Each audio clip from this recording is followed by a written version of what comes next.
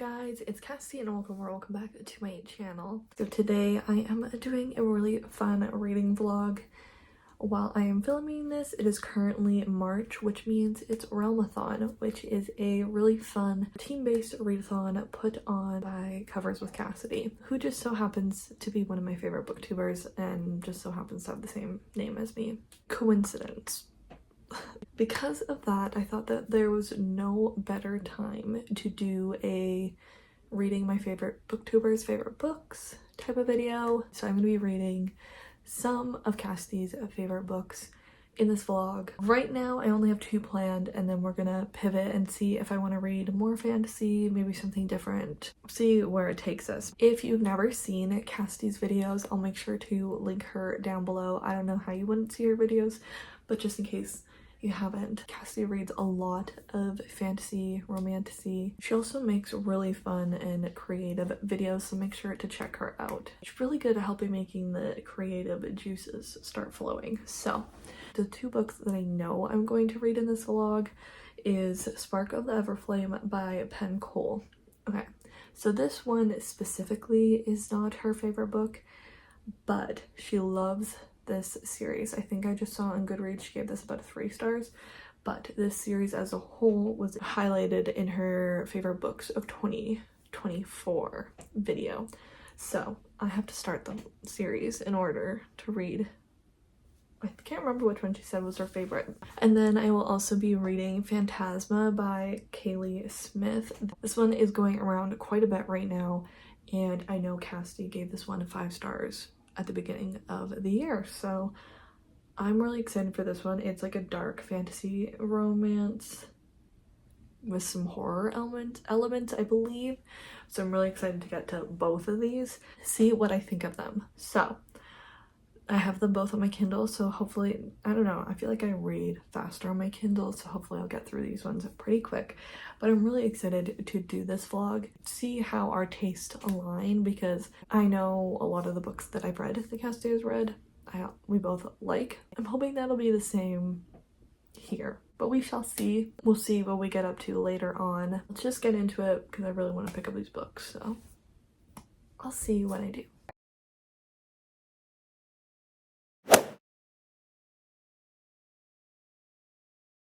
Okay, hello. I'm halfway through Spark of the Everflame. I'm enjoying it. I'm having a good time with it. Would have kept listening, but I wanted to give you guys a halfway through update. So I stopped listening to it and listened to some podcasts instead while I was at work. But I'm enjoying it. It is like a 12-hour, maybe 13-hour audiobook.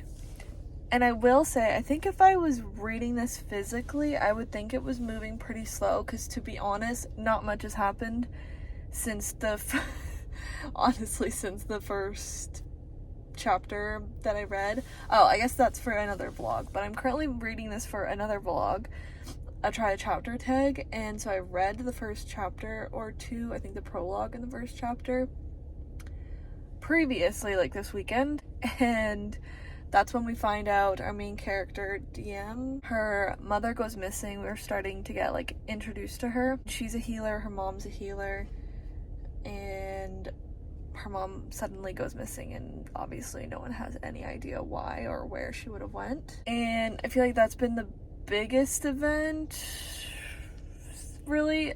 We also know about some people being kind of like what would be considered traitors. That's also the other big event. I won't tell you who, but not a ton has happened. She went on a little vacation with her boyfriend, friend thing, guy. I forget his name. I don't know actually what the description of this book is, if I'm gonna be completely honest.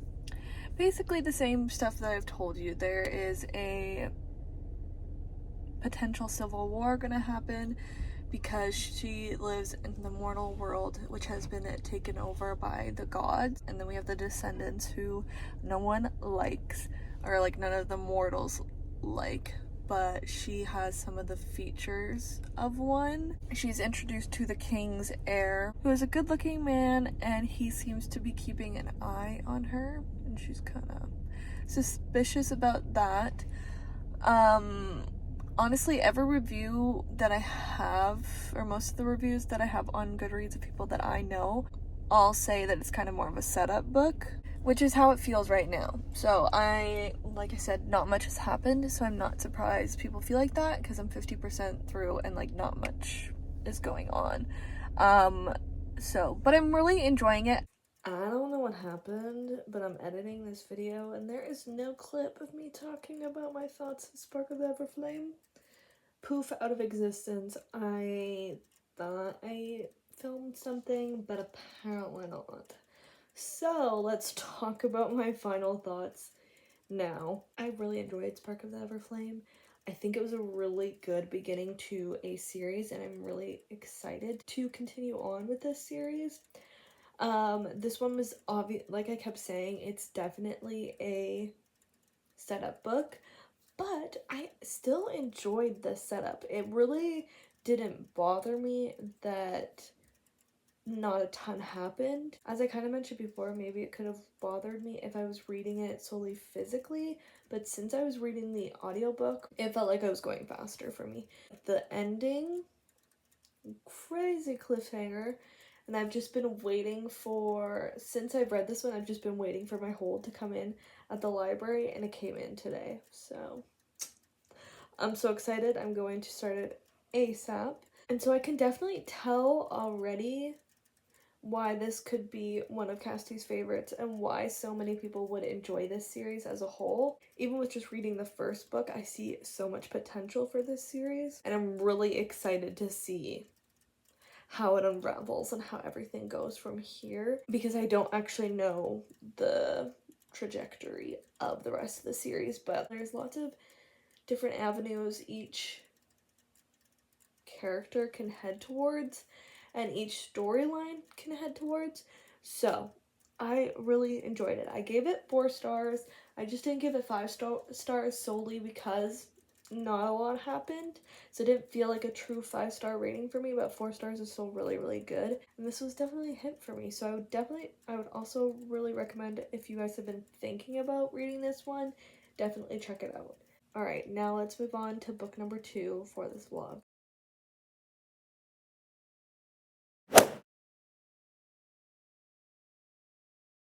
Okay, hello. I have read another one of Cassie's favorites, and I didn't even get to talk to you guys about it in the middle of it because I just listened to the whole thing one sitting because I loved it.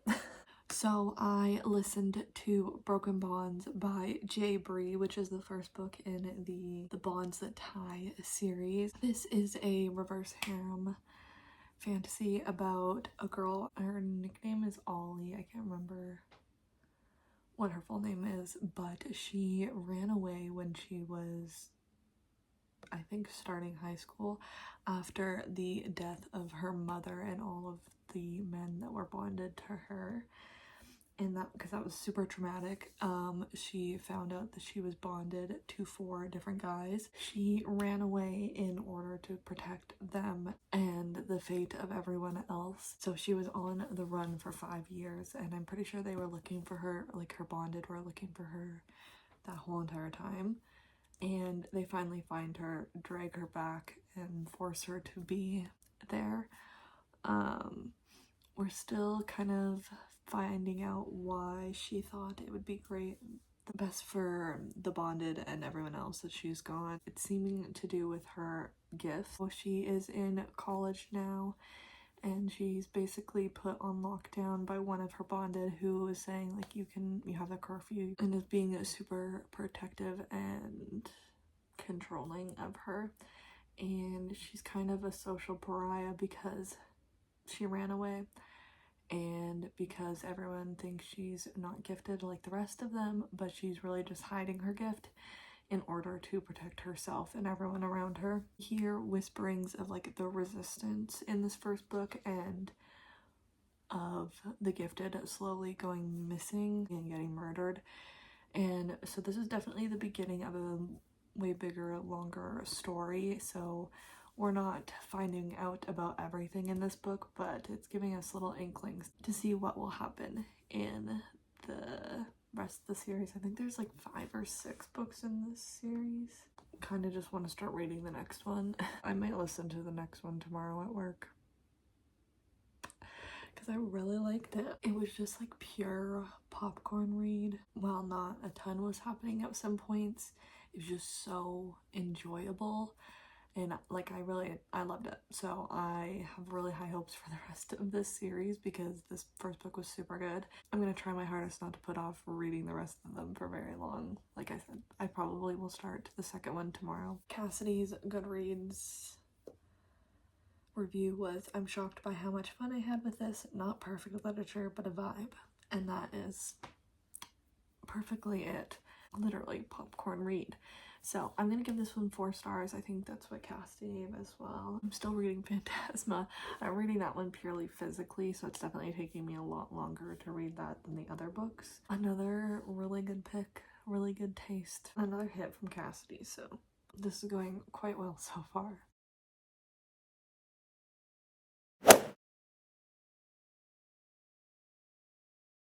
Okay, hello guys. I am officially finally over 50% through Phantasma. It's taken me a while.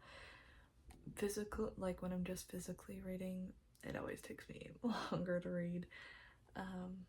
But I am 60% in night 6 of Phantasma is the chapter that I'm on. So I figured I should come talk to you guys what this is about now that I have a better grasp on it. We have our main character, Ophelia, who is or just became a necromancer because her mother dies at the very beginning of the book, and her powers are moved on to Ophelia. And Ophelia also has a sister named Genevieve who kind of stays away from all of this lifestyle. After their mother dies, Ophelia finds out that they have a lot of debt and they're going to lose their home because of maybe some decisions that her mother and her sister made without her knowledge. This leads to a fight between her and Genevieve. After this fight, Genevieve leaves. The only place that Ophelia can think that she would end up at is Phantasma, which is this traveling kind of, I don't even know what you would call it, very dark, very evil competition. They're faced with their biggest fears. They're in these crazy challenges that they can die in, but at the end, the winner, the sole winner, gets a single wish. Ophelia enters this kind of wanting to basically just find her sister because she thinks her sister is in here, and that is her mission throughout this. So there's 9 different challenges that she has to win in order to get this wish, and there's a lot of things thrown in these contestants' way of getting this wish. So the challenges, but there's also haunts throughout the night and day trying to get them to quit. All sorts of different supernatural beings trying to make it harder for them, but also trying to make it easier for them in the way where you can make a bargain with them. And one supernatural being that comes into Ophelia's life is Blackwell. Scrumptious, he's scrumptious. He is a phantom. His deal with her is he will help her make it to the end and guide her and sort of protect her as much as he can to get her to the end, and all she has to do is give him 10 years of her life. But they also kind of have this side deal, and of course a romance begins between the two of them, and it's just too good. It's too good.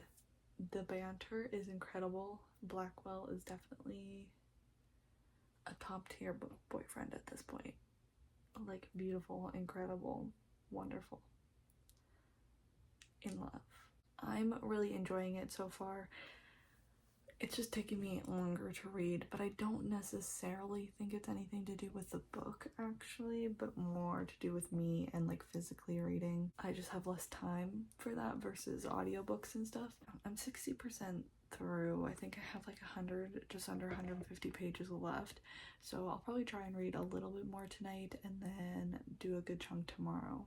Hopefully finish it tomorrow, but maybe finish it on Monday, which will be the end of the month. I want to finish this one before Realmathon ends, and we're getting super close, so I'm enjoying it. I don't know, we'll see. I feel like the last 150 pages will decide if it's a 5-star read for me, but it's definitely at least a 4. I can't see it getting anything less than a 4 unless it was just like the worst ending ever, but I don't think it will be. Now I'm concerned. Sorry for the car lighting, but it is what it is. But I finished Phantasma yesterday on Sunday, so I wanted to come talk to you guys about it. I was actually planning on finishing it today. I was gonna read like 75 pages a day to finish it the last day of March. But I ended up reading a little bit more on Saturday and then a little bit more on Sunday, which led to me having like 50 pages left, so I was like, I might as well finish this. And I ended up really enjoying Phantasma. I'm really excited that I read it really close to when the second one comes out, so I'm gonna try and get the audiobook for that one. I decided to give this one 4.5 stars. I don't know, I just feel like 5 stars are just a feeling most of the time, and I didn't have the 5-star feeling for it, but it was really, really good, and I can't even put much of a finger on it why I'm not giving it 5 stars. It's just like in my soul, you know? But I really liked the ending, and to be honest, I did not see the plot twist coming. I feel like maybe it was obvious. If I reread it, it'd be obvious, but for some reason I did not find it obvious, which actually is good, and it like made me shocked. So that's what a plot twist is for. And I'm glad I read this book like still while it's pretty new and pretty relevant. I feel like I don't get to a lot of new releases super quickly.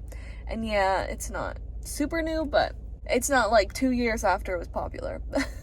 So yeah, overall, I feel like this vlog was really, really successful. All 3 ended up getting a 4-star on Goodreads. They're all series I'm really excited to continue on with. I was super nervous going into this. I had previously wanted to do this video, but it was at the time that Cassie was reading a lot of high fantasy, and my brain can't do that. My brain does not commute.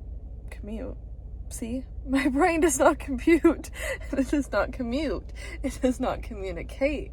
It does none of the above. So once she got more into her romantasy life, it was perfect. Because I can do this much fantasy. My brain can my brain can compute this much fantasy. And yeah, I will definitely be continuing on in each series as soon as possible. A win-win-win of a video. Now we'll just see if Ravens win Realmathon, because of course I want my team to win. But I feel like I won this month. I read so much this month and I had so much fun, as always, with Realmathon. And I had so much fun doing this video. So hopefully you guys enjoyed it. I want to do more booktuber. So if you guys have any you want me to do, definitely let me know in the comments. I'm liking Cassidy's taste. So maybe it's like the name thing, we have like a connection, or maybe she just has good taste. Maybe both. But I hope you guys enjoyed this video. If you did, make sure to subscribe and give it a big thumbs up. Both those would mean the absolute world to me. Again, comment down below some booktubers you want me to do this for in the future, and comment down below if you've read any of the books I read in this vlog, and let me know what you thought of them. And I will see you in my next video. Bye!